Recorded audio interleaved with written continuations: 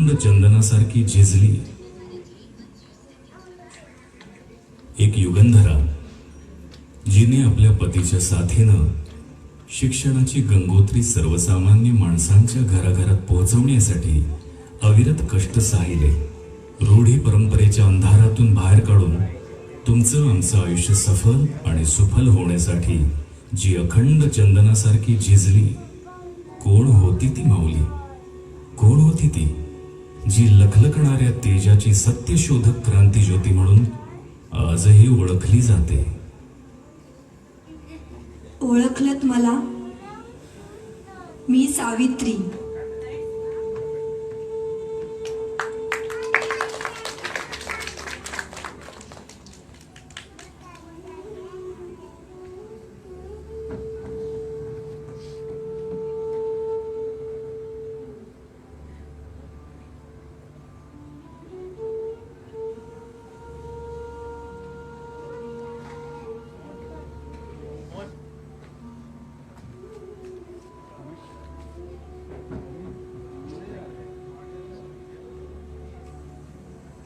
सावित्रीबाई ज्योतिराव फुले. सातारा जिल्ह्यातील खंडाळा तालुक्यातील नायगावच्या खंडोजी नेवासे पाटलांची मी कन्या. वयाच्या 9व्या वर्षी ज्योतिराव गोविंद फुले नावाच्या माणसाशी माझं लग्न झालं. हळूहळू माझ्या लक्षात आलं, ज्याच्याशी माझं लग्न झालंय तो निव्वळ सामान्य माणूस नाही, तर लाखो करोडोंना जगण्याची ऊर्जा देणारा क्रांतीसूर्य आहे. 1 जानेवारी, होय, शनिवार दिनांक 1 जानेवारी 1848 ला पुण्यातील भिडेवाड्यात सर्व धर्मीय मुलींसाठी पहिली शाळा सुरू केली. भारतीय माणसांसाठी सुरू केलेली पहिली शाळा होती ती. आणि मी पहिली शिक्षिका आणि मुख्याध्यापिका सुद्धा. शिक्षण हे दूध आहे वाघिणीचं. हे वाघिणीचं दूध मी माझ्या लेकरांना देणार होते. शेळपटासारखं जगलात तर काम तमाम होतं, वाघासारखं जगलात तर नाम होतं. कार्य खडतर होतं, जोखमीचं होतं. पण शिवरायांच्या मावळ प्रांतातील मावळ्यांचे आम्ही देखील वंशज होतो. घाबरणं किंवा कच खाणं आमच्या रक्ताला मानवणारं नव्हतं. सनातन्यांची मात्र धर्म बुडाला म्हणून कोल्हेकुळी सुरू होती. सर्वसामान्य माणसानं शिक्षण घेतल्याने कसा काय धर्म बुडतो यांचा? इतका तकलादू असू शकतो धर्म? धर्म माणसासाठी असतो की धर्मासाठी माणूस? माणसाच्या प्रगती आड येणारी प्रत्येक धूळ बुडाली काय आणि तरली काय? आम्हास काय उपयोग त्याचा? आमचं जगणं आणि मरणं हे तर आमच्या लेकरांच्या उन्नतीसाठी होतं. यात झीज होती, हानी होती, अपमान होता. पण उद्याचे सूर्य घडवण्यासाठी आम्हा उभय त्यांचा संसार होता. आम्ही त्यासाठीच तर बांधले गेलो होतो.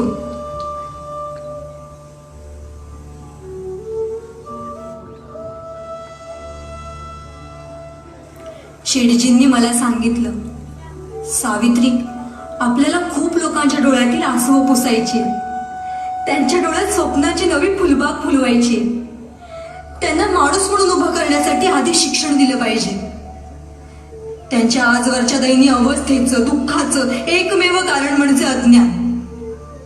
शिक्षणाने अज्ञान दूर होतं. माणसामध्ये प्रचंड ऊर्जा निर्माण होते. तो विचार करतो, स्वतःला घडवण्यासाठी, स्वतःची प्रगती करण्यासाठी सतत धडपडतो. अशीच धडपडणारी, घडणारी, घडविणारी सृजनशील माणसं हवी आपल्याला आणि या देशाला. भारताला गतवैभव प्राप्त करून देण्यासाठी शिक्षणाशिवाय तरुणोपाय नाही. आणि सावित्री, यासाठी आपल्याला शिक्षण द्यायचंय. उद्याचे सूर्य घडवण्यासाठी आपल्याला काम करायचंय. देशील मला साथ?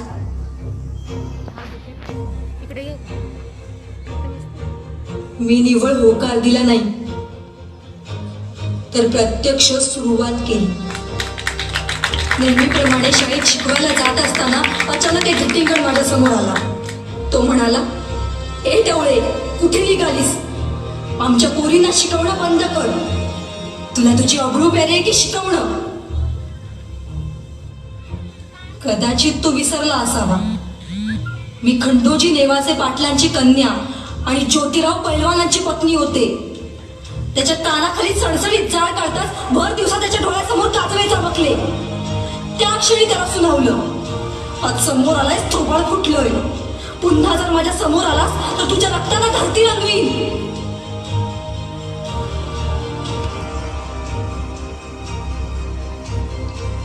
तसा कसा बसा सावरत तो तिथून निघून गेला. मोठ्या आशेने माझे अब्रूहरण बघायला आलेले बघेट त्याची बेअब्रू झालेली पाताच निघून गेले. आजपर्यंत माझ्या अंगावर शेण फेकलं, मी सहन केलं. शिव्या दिल्या, दगडफेक केली, मी गप्प राहिले. माझा हात धरून मला दम देतो. माझ्या सहनशीलतेचा अंत झाला होता.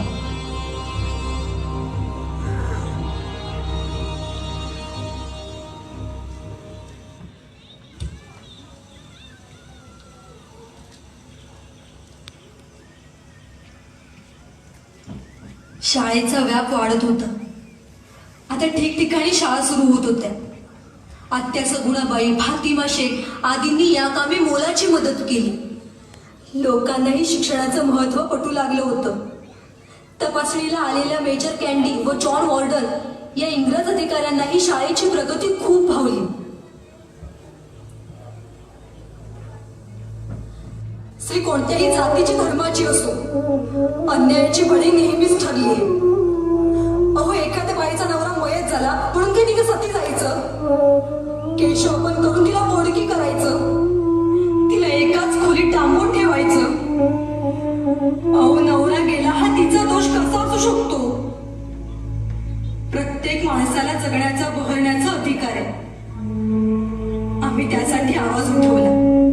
इंग्रज सरकारने सतीबंदी कायदा केला. केशवपनाविरुद्ध नव्याचा संप घडवून आणला. काशीबाई नातू, कोवळ्या वयाची बालविधवा, तिच्याच आप्तस्वकीयांमुळे ती गरोदर होती.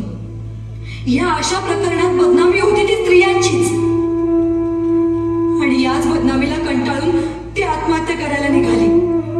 नाही, मला जगायचं नाही, मला जगायचं नाही, मला मरू द्या, मला मरू द्या, अशी काकुळतीने विनंती करणाऱ्या काशीबाईच्या पाठी आम्ही ठाम उभे राहिलो. तिचे आई बाबा झालो.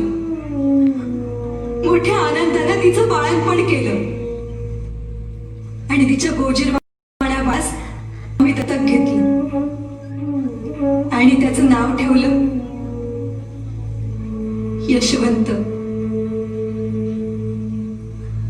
अब्रूच्या भयानं जीव देणाऱ्या काशीबाईसारख्या कित्येक मुली आहेत. हे लक्षात आल्यावर शेडजींनी ठिकठिकाणी जाहिरातींचे फलक लावले. कुणी विधवेचं अज्ञानानं वाकडं पाऊल पडलं असेल तर तिनं ज्योतिबांच्या बालहत्या प्रतिबंध गृहात येऊन बाळंत व्हावं. मूल हवं असल्यास त्याला घेऊन जावं, नको असल्यास त्याचा सांभाळ आम्ही करू. अशी 100 बाळंतपणं मी केली. ती रांगणारी बालक त्याच्या दुरुदुरू धावणाऱ्या पावलांनी आमचं अंगण मात्र भरून जायचं. शाळांसाठी तशी याही बालसंगोपन गृहासाठी आम्हाला स्वतंत्र व्यवस्था निर्माण करावी लागली.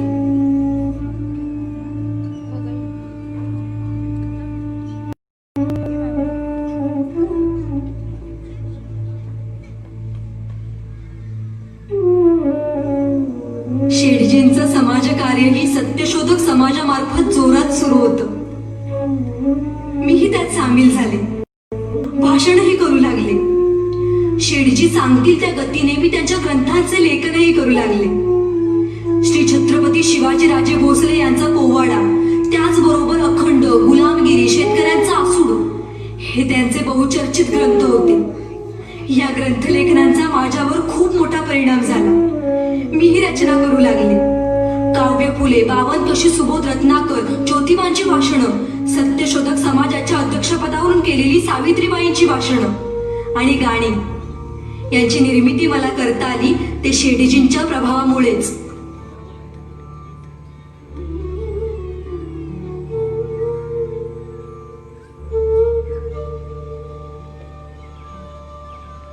एक शत्रू असे आपला काढू मिळून पिटून तयारा. त्याच्याशिवाय शत्रूच नाही, शोधून काढा मनात पाणी. शोधलास का, पाहिलास का, विचार करूनी सांग लेकरा.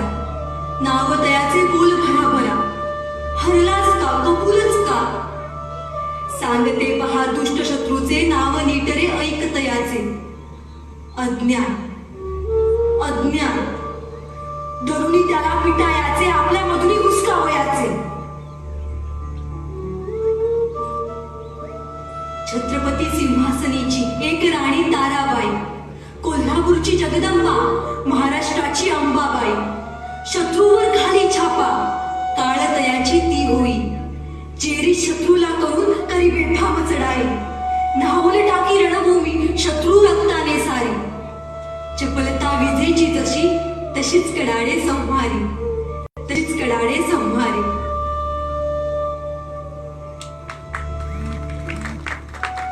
अशा कितीतरी रचना मी केल्या.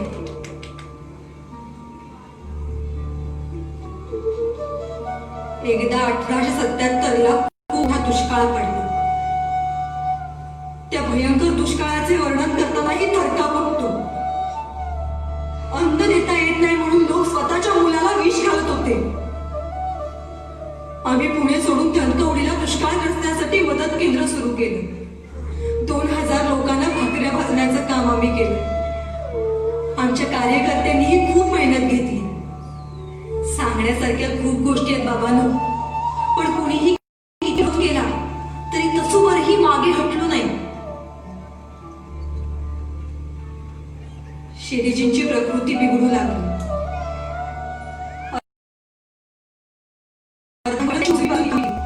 पण त्याही परिस्थितीत सार्वजनिक सत्यधर्म हा ग्रंथ त्यांनी डाव्या हाताने लिहिला.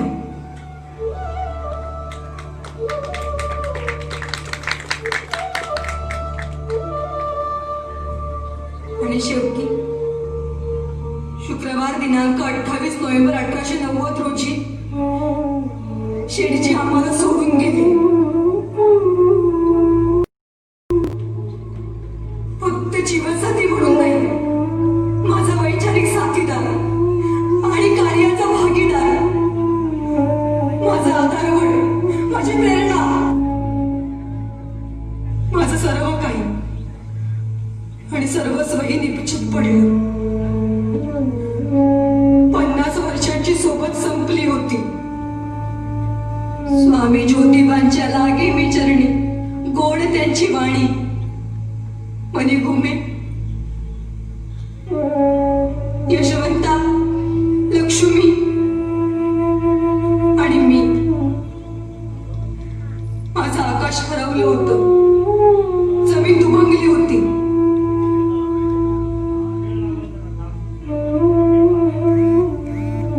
एवढ्यात बाहेर कसली तरी गडबड सुरू होती. महादेव आणि सत्वा हे प्रेताला खाना कोणी द्यायचा, टिटवी कोणी धरायची, अग्नी कोणी द्यायचा, यावरून तावातावाने बोलत होते.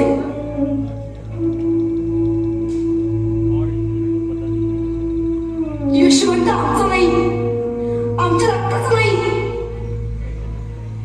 हे ऐकताच त्याही अवस्थेत मी त्याला बचावून सांगितलं.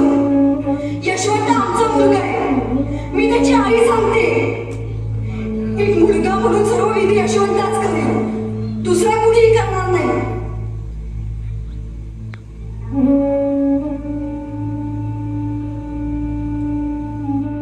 टिटवा हाती घेऊन यशवंताच्या हाती देत आम्ही मायलेकरं प्रेताच्या पुढे पुढे चालू लागलो. हजारोंचा जनसमुदाय प्रेतयात्रेमध्ये सहभागी झाला होता. पार्थिवाला मोठ्या नदीच्या काठी अग्नी सुद्धा आम्हीच दिला. घराघरात प्रकाशाची फुले वाटली. तो धगधगता क्रांती सूर्य त्या धगधगणाऱ्या अग्नी फुलांमध्ये अदृश्य झाला.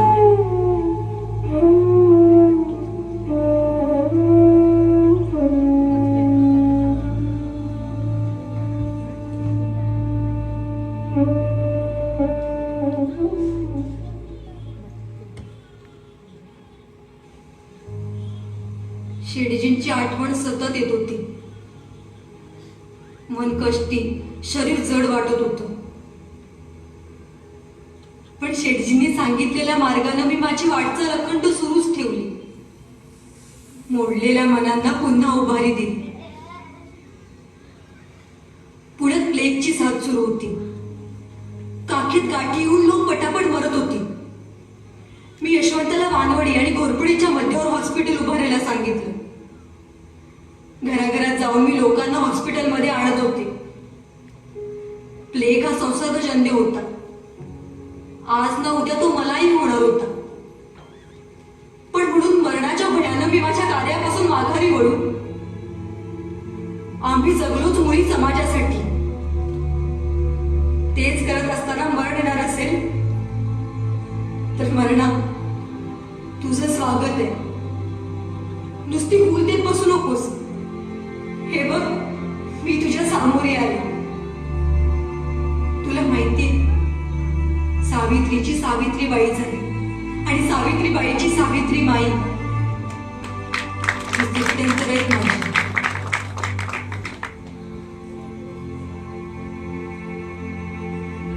माई, अगं शेवटचं एकच इंजेक्शन आहे. कोणाला देऊ? यशवंताचा प्रश्न होता. मी म्हटलं, यशवंता, ह्या लेकराला दे. ह्या लेकरानं अजून नीट दुनियाही पाहिली नाही. आणि शेवटी समज, अरे मी वाटलेलं झाड कधीतरी कोसळणारच. माझ्या आज्ञाधारक यशवंतानं माझी आज्ञा पाळली. अश्रूने डबडबलेले डोळे माझ्या लेकराचे मी पाहिले. पाहिलंच मरणा, फक्त 1 मिनिट माझ्या सगळ्या सहकाऱ्यांना आठवते.